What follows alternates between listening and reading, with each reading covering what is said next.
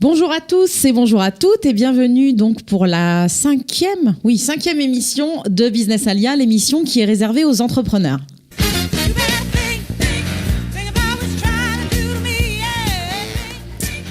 Alors bonjour Esther. Bonjour Sabine. Comment ça va? Bon, crachet. Bien. Ouais. Les vacances de Pessard se sont bien passées? Oh, c'est folie. La folie. Bon. Esther, donc, qui n'a plus aujourd'hui de secret pour vous, donc qui co-anime cette émission avec moi depuis le début.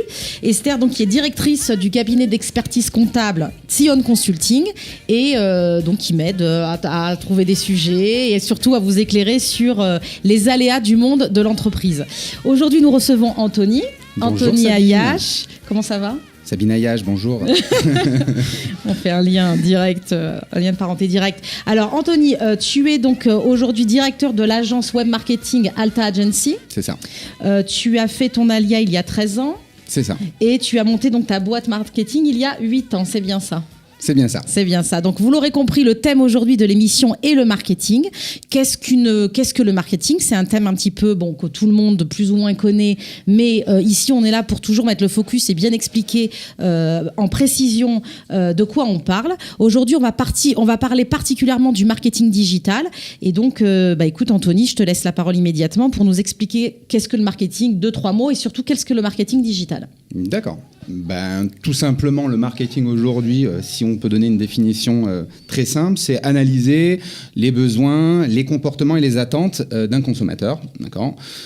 Concrètement, aujourd'hui, le marketing digital, c'est trouver tous les moyens de communication efficaces sur un support, sur un canal digital. Donc, c'est quoi un canal digital? C'est Internet, c'est les mailings, c'est les applications mobiles. Voilà, c'est tout les ça. Réseaux sociaux. Les réseaux sociaux, bien évidemment, toutes les plateformes. Facebook, Instagram, Twitter. Ok, et je crois qu'aujourd'hui, c'est un canal, une agence, une enseigne, n'importe quelle qu'elle soit, ne peut plus se passer du marketing. Voilà, exactement. Aujourd'hui, c'est devenu nécessaire. C'était un luxe il y a encore quelques années. Aujourd'hui, l'avènement des réseaux sociaux ont fait que tout le monde aujourd'hui fait de la communication et donc du marketing digital. D'accord. Maintenant, moi, ce qui m'intéresse de savoir, la question que je me pose, c'est pourquoi aujourd'hui passer par une agence digitale? Pourquoi est-ce que les enseignes, les marques, n'embauchent pas à l'interne des experts du marketing? Pourquoi est-ce que souvent ils externalisent ce service-là? Alors, il y a plusieurs raisons aujourd'hui qui pourraient expliquer pourquoi aujourd'hui on cherche à externaliser. Les premières raisons, c'est tout d'abord la connaissance du marché ou d'un marché. Donc aujourd'hui, c'est vrai qu'une agence digitale a pour but de se spécialiser dans une niche. Donc pour la partie digitale, c'est surtout se spécialiser sur tous les moyens de communication efficaces. En tant qu'externalisation, si on peut le dire, c'est vraiment pouvoir amener son expertise et avoir une connaissance du marché, c'est-à-dire des consommateurs et également de la marque pour pouvoir assurer le lien finalement et donc assurer une certaine pérennité pour la marque, quoi, d'avoir quelqu'un de responsable et de compétent. De former, parce que c'est un vrai métier. Enfin, c'est vrai, il faut vraiment des compétences propres. Alors c'est vrai qu'en rentrant un peu plus dans le détail après, c'est vrai qu'aujourd'hui, quand on parle de marketing digital, on parle d'un ensemble d'acteurs et c'est effectivement très difficile à avoir. Donc on parle aujourd'hui d'un designer pour créer un graphiste, designer, un développeur, toute la partie programmation, etc. Le community manager qui va être la personne qui va devoir, entre guillemets, assurer la communication sur les plateformes communautaires. Il y a le media buyer. Le media buyer, c'est celui qui est en charge de toute la partie publicitaire, d'acheter les emplacements publicitaires, d'optimiser les achats publicitaire. Il y a bien évidemment le chef de projet qui va superviser un peu tout ça. Donc tu as toute une équipe consacrée. Je peux continuer encore pendant... Ouais, voilà, effectivement. Donc le fait de passer par une agence, c'est d'avoir...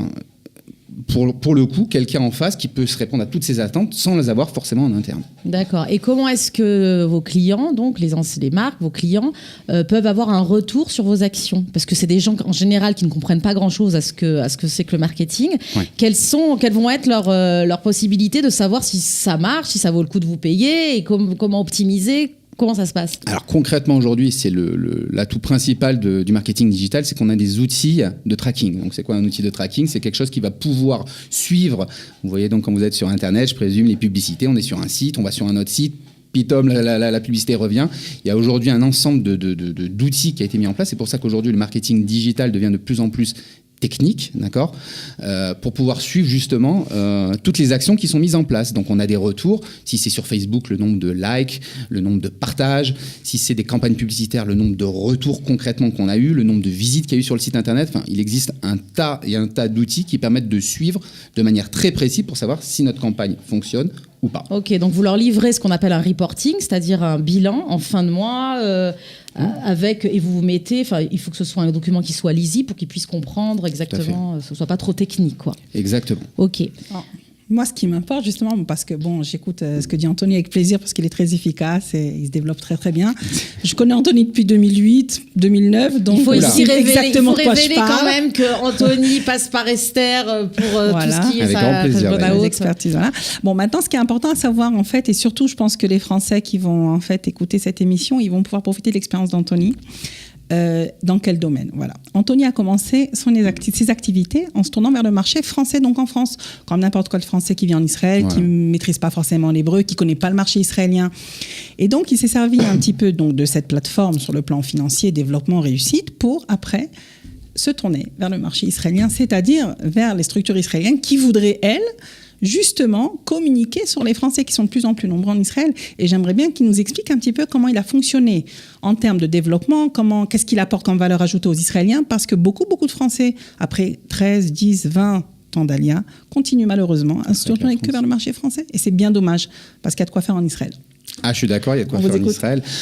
Simplement, dans le marketing digital, ça fait donc 8 ans qu'aujourd'hui je fais cette activité-là.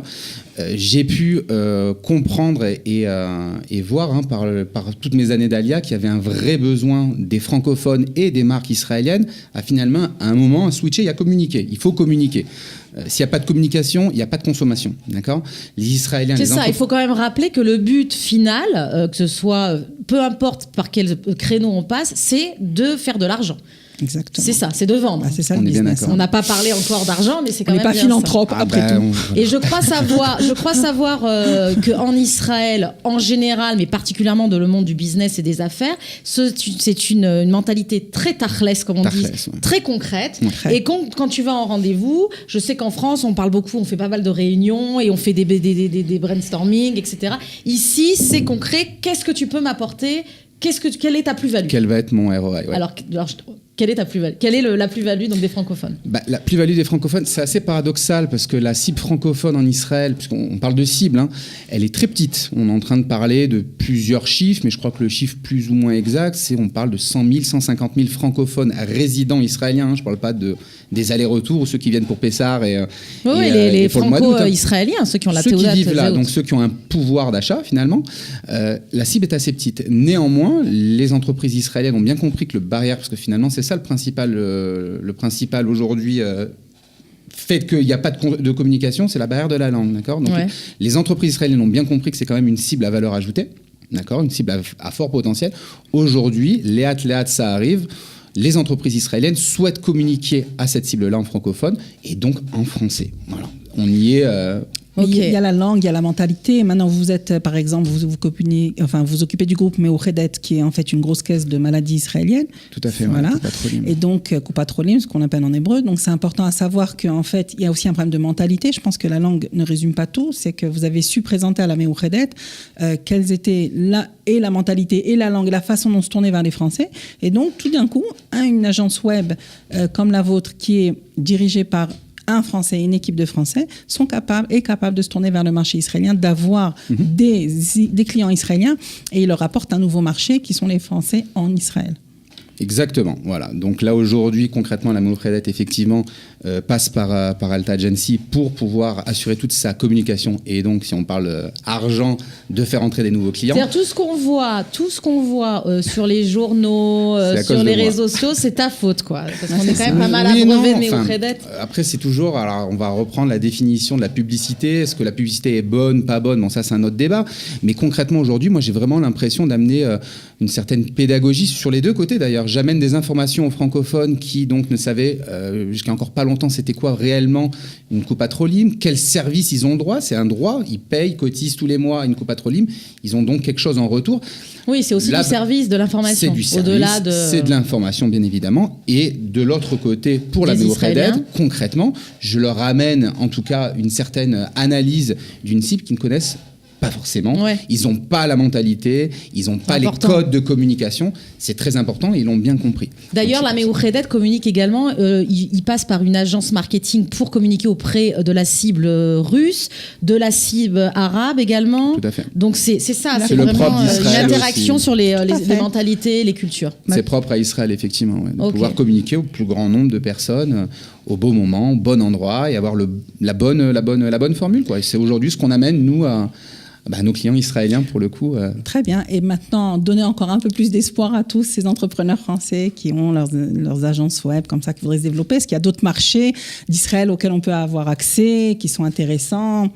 Se limiter, la France, Israël, les Français en Israël, les Israéliens, qu'est-ce qu'on peut faire d'autre? Est-ce qu'il y a des choses intéressantes? Moi, je vais parler en tout cas pour mon compte à moi, hein, pour l'agence Alta. On est toujours à la recherche de de nouvelles pépites, comme on appelle. Donc, si c'est un développeur, si c'est un graphiste, si c'est quelqu'un qui a l'habitude de tout cet univers-là un petit peu digital. Mon agence, il y en a plusieurs en Israël. Allez également proposer ses services directement pour la marque, finalement, pour les clients finaux. Oui, il y a bien évidemment beaucoup de possibilités, surtout dans le digital où on parle quand même bien c'est évidemment exponentiel. d'une vision, Marché, géographiquement, ça ne va même pas se limiter sur Israël ni sur la France. On va aller chercher d'autres horizons. complètement.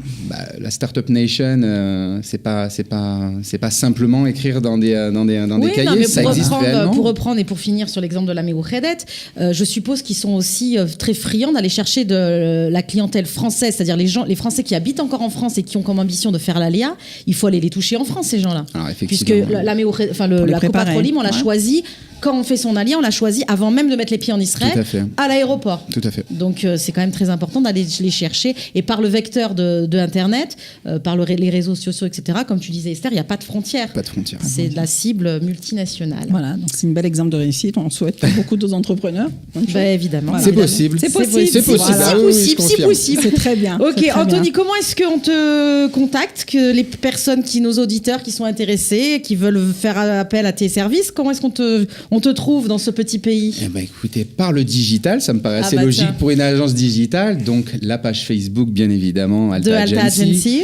AltaAgency.com si on veut aller directement sur le site internet. Aller sur Google, faire une recherche Alta Agency. Bon, voilà, c'est un peu tous les Et un services qu'on mail, propose. comme ça on aura fait le tour. Un mail? Alors, Anthony@altaagency.com, ALTAAGENCY.com. Ma foi, on est Parfait. complet. Je pense On qu'on est bien complet. là. Allez, ça va. Eh ben, super. Bah, écoutez, merci beaucoup. Et puis, bon courage pour la suite et à bientôt. Merci bientôt. beaucoup. À bientôt.